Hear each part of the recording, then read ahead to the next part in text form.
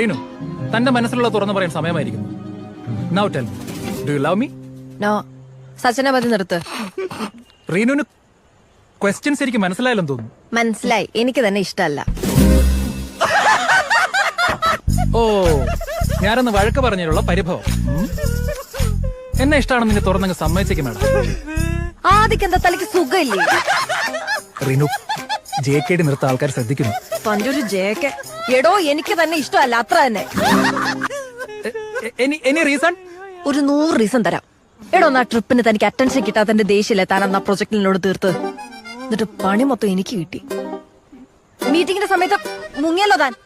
Reenu, let me explain. എനിക്കൊന്ന് വിശാഖപട്ടണത്ത് വളമീഡിയലിന് പോയതായിരിക്കും. എക്സാക്ട്ലി. അപ്പൊ ഒന്ന് ലഞ്ച് ടൈമിൽ അയാൾ മാരി ആദ്യം പറഞ്ഞതോ?